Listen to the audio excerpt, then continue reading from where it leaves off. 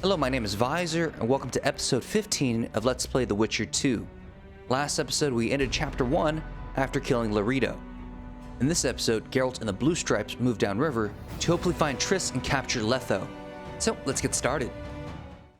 The assassin had had his day. Very true. He'd kidnapped Triss Marigold. It seemed like Foltest's life had not been enough. It seemed like the killer also wanted the monarch's former advisor. There was no time to think. It was time to act. Grabbing Geralt, I embarked on a voyage upriver, deeper into the Pontar Valley. There, in a region known as Lormark, King Hensalt of Kaedwen had made camp with his army. King is the key word here, denoting the central figure in my plan to capture the Kingslayer. The special forces of King made the soil lie lightly upon him. Foltest had lost some of their customary enthusiasm, treating us to not one single joke of the how many ways can you skin an elf variety. Which only goes to support my theory that the human mind is capable of producing a finite amount of horror before some manner of reflection springs itself upon it.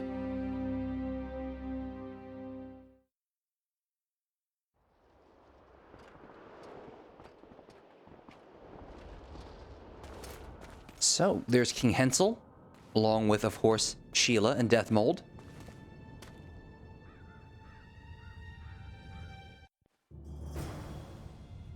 It must have been a massacre! Bones everywhere! How in the world did Glevissig harness so much of the power? Do you always get so excited at the sight of skulls, Deathmold? Scoff all you want, I speak of magic! The kind of spells that win wars. Thousands incinerated in seconds! Ah! Power, destruction, annihilation! Hail to Hensel! Yes, after which Sabrina Glevissig was burned at the stake, and the Pontar Valley remains within Edern's borders.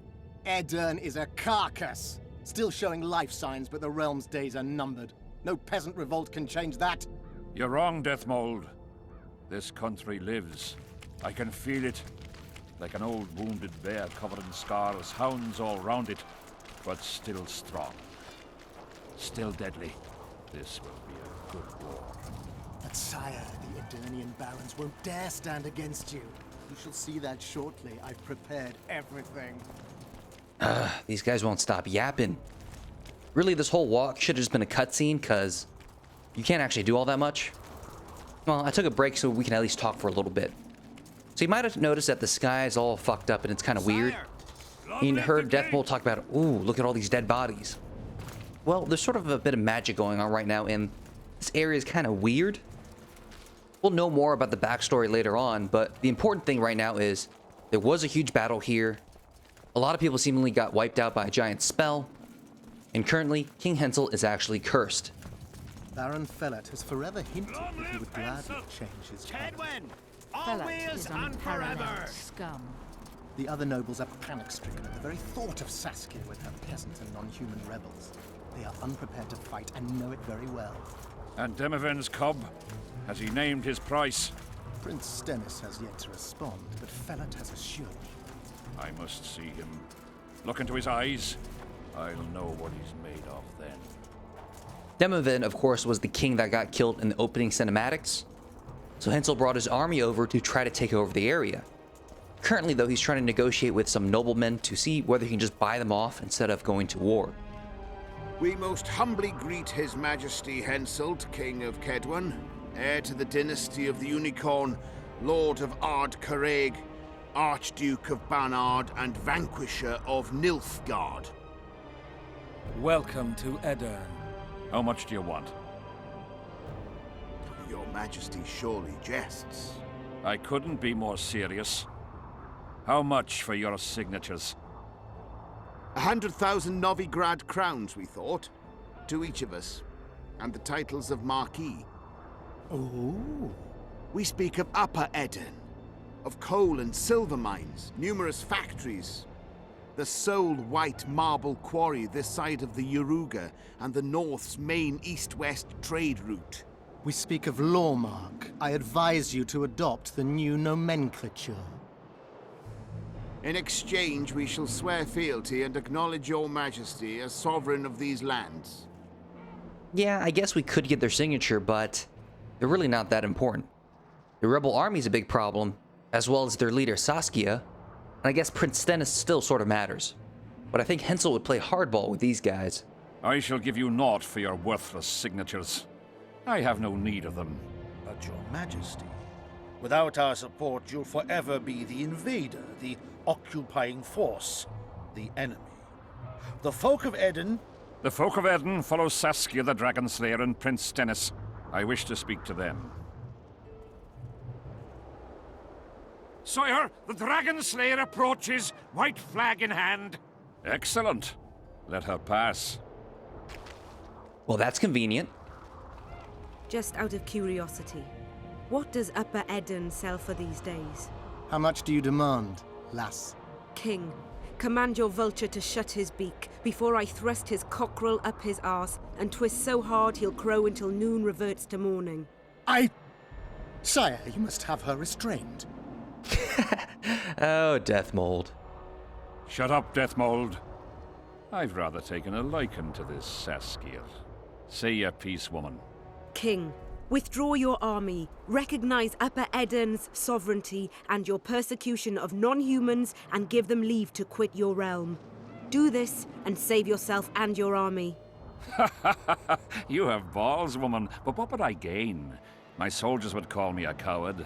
I am Hensalt of Kaedwen. I'll not run from a woman, even if she be a dragon slayer.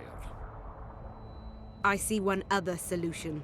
You and I, King, here and now, before these folk and the gods, I challenge you. As in the old days, when the Honourable ruled this world, Upper Eden to the victor! The lass has gone mad. To challenge a king. Sire, this is absurd. We shall crush them in battle. They say the lass has slain a dragon. She could be dangerous. We could fight her one-on-one, but let's go for something that's a little more Hensel-like, in my opinion. I find you fetching, girl, and I want you alive. I want you and this country. You'll need to take Vergen first. Oh no, you, then Vergen, then the whole of Eden. Grab her! Yeah, like I said, being sort of a bastard, very Hensel-like. Now, much like Roche, Hensel cannot roll or do really much of anything except parry. But luckily, Saskia doesn't really fight very well either, which is kind of weird considering they call her a dragon slayer. She's not very good with the sword at all.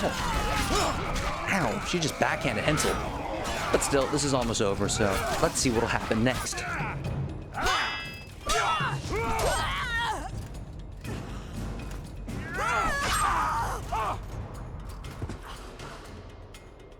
Stop! Stop in the name of Kriv, Freyr, and Melitele!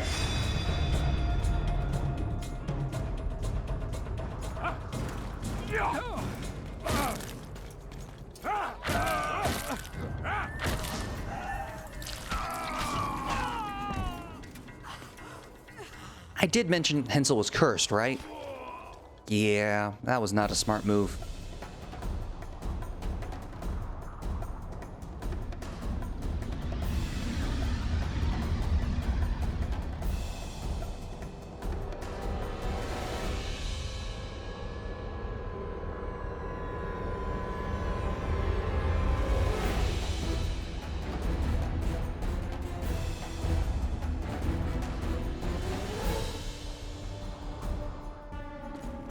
Finally, back to our dashing hero in Roche.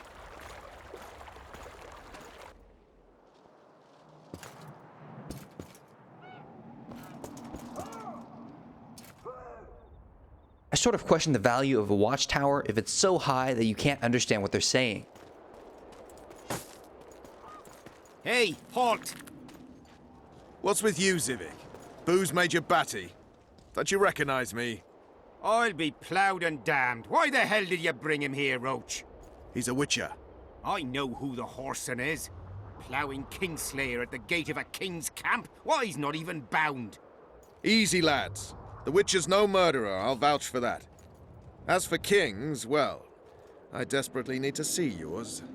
You're in for a wait then, Mr. Special Mission Knight. Don't move, mutant. One of you go get the sergeant, and while you're at it, fetch a solid piece of rope to bind the freak. Come on, Civic, no need for that. Where'd you say the king was? Out in the field somewhere, negotiating. Hey, Kingslayer, drop your weapons, or do I need to pack a bolt up your arse? Don't move! Don't even twitch, mutant!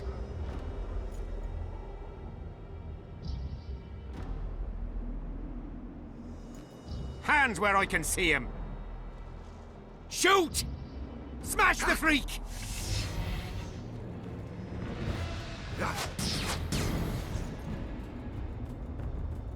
What the fuck?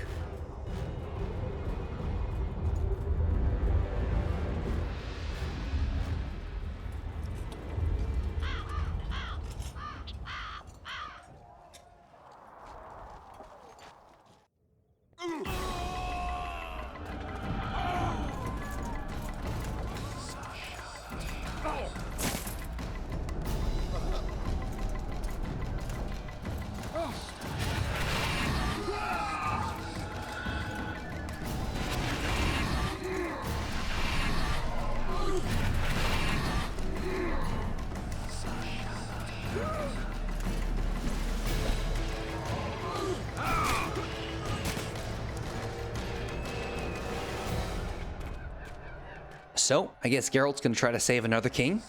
Hopefully this time it won't get him fucking screwed. These specters were my soldiers. It's Sabrina's curse.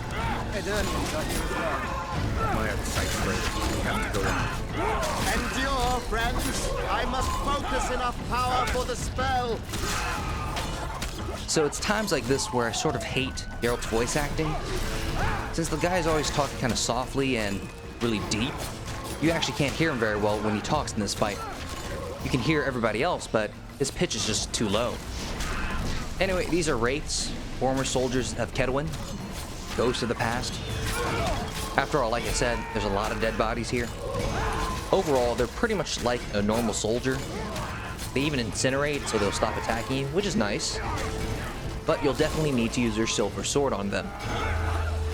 And for this fight, after you kill about 20 of them, a new monster will come in. Ah, there it is. You'll have two Dragers, or however that's pronounced.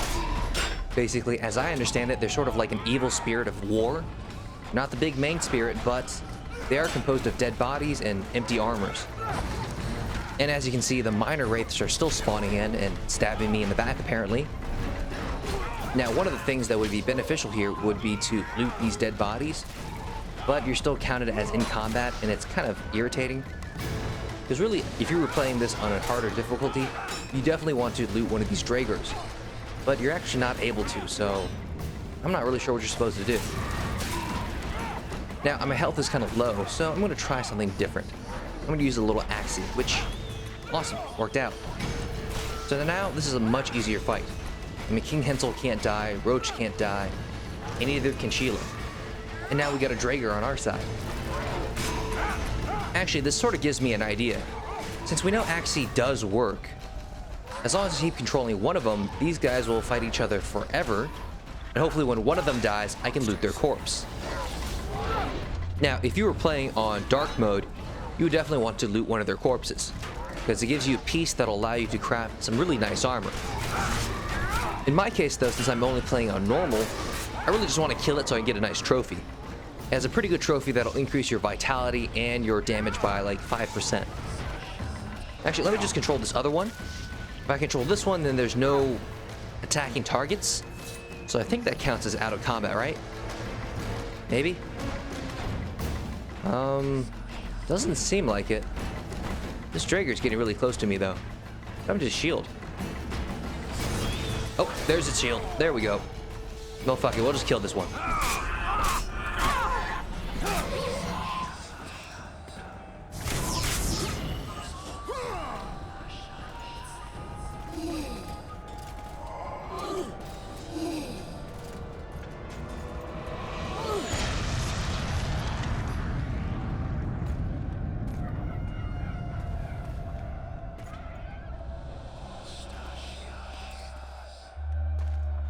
Ready! Stay close to me! What the hell? Where did the sun go? It's an eclipse. Somebody cast a curse. Very powerful. Spectres are only susceptible to silver and stones. Stay behind. I'll try to disperse the fog. Okay, so as you can see, Deathmold is walking with basically a death laser, and it's actually really cool. I'm pretty sure this proves that he's a much better mage than Triss. After all, Triss did do an area effect barrier in Chapter 1, but that almost killed her. This guy, he has a permanent laser that's actually killing all the enemies. Really nothing for me to do here. Now, a secondary benefit of this bubble is if you walk outside of the bubble, your screen goes black. How many more can there be? So there's really no reason to go outside of the bubble. Though unlike last time, you also don't get an attribute for staying in the bubble. Ah, there we go. Finally, the weakness of the bubble. This is all based on death mold, so if these Wraith Shamans attack death mold, then this bubble falls apart. Also, did you know? Apparently Wraith Shamans are a thing. But anyway, all we need to do is kill them, and they're not hard, except they keep teleporting all over the goddamn place. That or they're coming in waves. Now overall, I find this whole sequence very, very slow. I mean, yeah, it's kind of cool that we have all these guys around that help out, and they actually can kill the Wraiths, but goddamn, is this a slow walk. It's Glevisig's curse! She's out to kill me! Stay close to me, sire. It's not far now. Let's hope so. Yeah, staying close to Geralt, completely irrelevant. This is all death mold, man. It's Prince Dennis. He lives. Right, so when you were talking to Saskia, you noticed that there's a really armored guy next to her? That was Prince Dennis, son of King Demavend. Obviously the Wraiths got him, so, yeah, that country's fucked. Well, there's still Saskia, and she's pretty tough and has a very interesting backstory. Unfortunately, we don't get to see her whole story through Roche's path.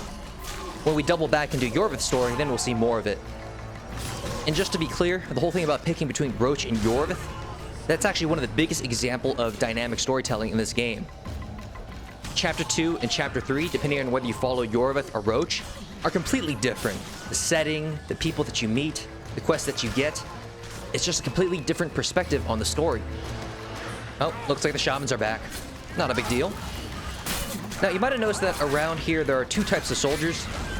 Well, the ones that are in full metal armor, those are the Erdanian soldiers, I guess. But this war you're seeing is actually not a recent thing. This is actually a war that happened 3 years ago. And the curse is actually from 3 years ago as well. The fog is dissipating. We're near its end. Oh, by the way, now that you've seen the Kaedwenian colors, which are yellow and orange, you might remember that Loredo actually was wearing yellow and orange when you first met him as well. Because at that point, he was already supporting Kedwen. That's also what Sheila was talking to Loredo about. Obviously, since she's from the Kaedwenian court, she knows about his alliance change. Plus, this is also why she was talking to Deathmold. Everything's coming up Kaedwenian, I guess. So, you guys come here often? Seriously, I'm running out of things to say. If I talk anymore, we're gonna get into spoiler territory. Overall, I really dislike this whole chapter's opening. The first walk was pointless. This walk is even more pointless. The first time I had to play through this, I even tried to set Deathmold on fire just to try to, I don't know, speed him up or something. Or kill him, one or the other. Alright, here's the final Shaman Wraith thing. Same deal as before, really. Overall, this sequence is probably my least favorite part of the game. I mean, the Karen fight was difficult and frustrating, but at least it wasn't boring. It made me rage quit a few times, I'll admit, but good God, is this dull. And ultimately, this sequence even fails what it's supposed to do.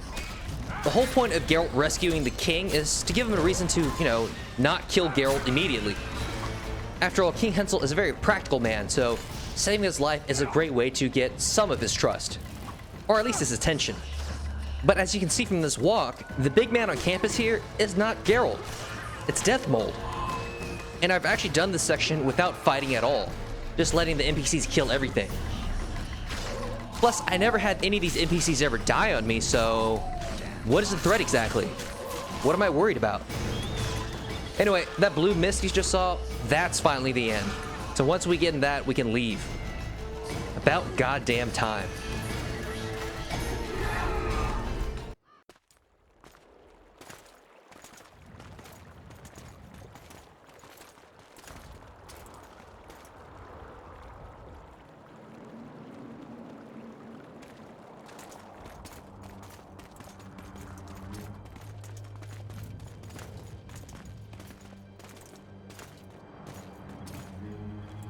Deathmold, Shealer, meet me in my tent.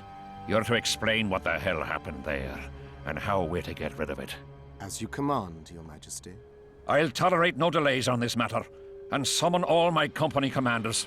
Immediately, Your Majesty. Corporal, I'd like you to watch the Witcher closely.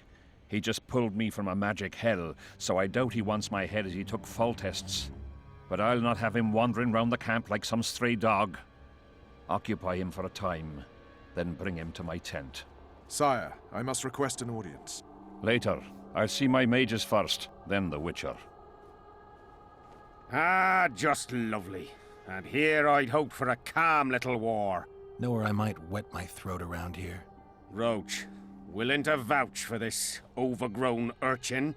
He did not kill Foltest or Demavend, if that's what you're asking. You've got my assurance on that. Good enough for me. Let's go then. That's right, after 2 walks, we now get to take a 3rd one around the Kedwenian camp. Hell no. Yes? So normally you can actually talk to him and try to speed it up, but we're gonna do a quick tour of the camp because I have the magic of editing.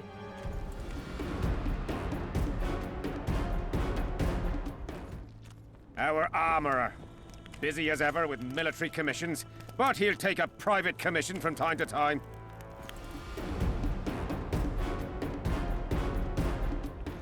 Ah, we're here at last. The canteen, the most important place in the camp. If you ever get bored, you should find a monster contract or 2 on the notice board.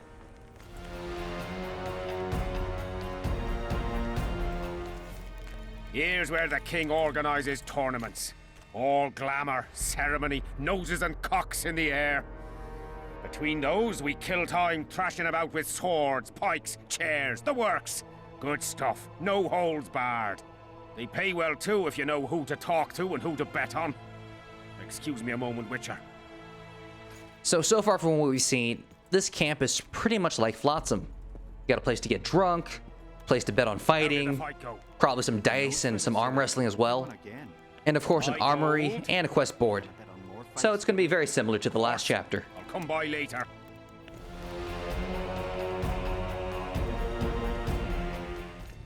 See him, Witcher. Loosen his bonds a bit and he's liable to jump at your throat like a rabid mutt. One of your Viscoyatel. How did you capture him? Scouts found him wounded in the ravines.